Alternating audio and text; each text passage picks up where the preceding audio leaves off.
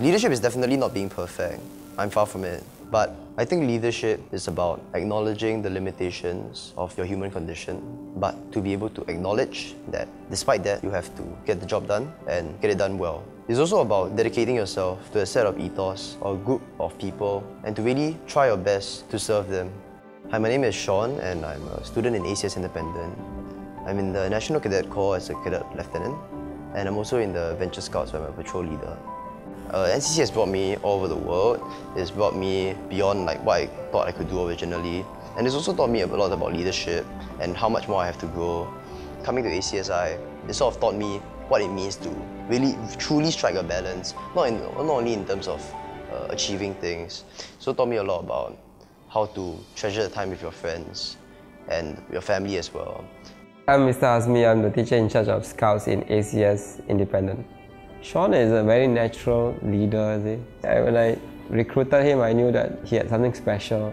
His gift is in motivating people, and he doesn't motivate people by always leading from the front. It's very subtle the way he does things. He takes everyone and then knows everyone well and just makes sure that everyone gets moving to where we want to go. Mr. Azmi is a very interesting individual. From him, I learned truly what mentorship meant. Mr. Azmi puts his life and soul into anything he does, whether it's teaching, kayaking, climbing a mountain. I would say he's the epitome of dedication. He will always be ready to help you out wherever you are, whenever it is. Shaun didn't start out in this school wanting to be a Venture Scout. He tells me when I met him that, I won't join, it feels very awkward to wear two different uniforms. I'm already a cadet officer, then I'll come back on Friday to Maris Stella to help out our boys, which he does. So he said it's quite impossible for him to be in Scouts. So I think after much persuasion, convincing him that you can actually do both successfully, then he joined. Then after he joined, I thought he would just be just marginal kind of member, but he was more than 100% committed to the Scouts. So even though he still is in NCC, he can do both extremely successfully, and I think I'm very pleased with his commitment for the last 2 years. I think one person that taught me what it meant to work hard for what you wanted would be my grandmother. She was one of the pioneer generation, and I think her generation worked really hard to get where we are today. She's never shied away from a challenge, whether it was going out to work at the age of 9 to do her part for the family, or whether it was giving up her education for her older brothers.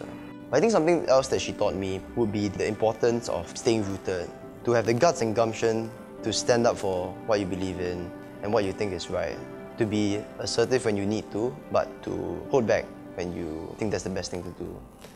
I think most people that I've seen, most students in the last 10 years, have not made up their mind on what they want to do. So even at this point here, they're taking general subjects that they hope will open doors to a wide variety of disciplines. But I think Shaun has decided earlier on that he wants to work for the army. He's extremely patriotic. A history student, he was telling about the history of Singapore and how I think he wants to contribute. Because what I want him to do is to finish off what he starts. I think it's something that I think young people especially should really do. Once you start something, that you should finish it. It's an attitude that I think would actually be a yardstick to measure someone's credibility. Even if you fail, it doesn't really matter. But the point is that at least you do your best. I think, generally speaking, working hard is what defines us from other people. Whatever our field of expertise or our passion might be, I think it's very important for us to excel in it, or to at least try our best to excel in it. So I think my motto would really be, you don't have to be the best to try your best. I think it's important to have the guts, the capability, the elan, and most importantly, the gumption, to stand up for what we believe in when the time calls for it.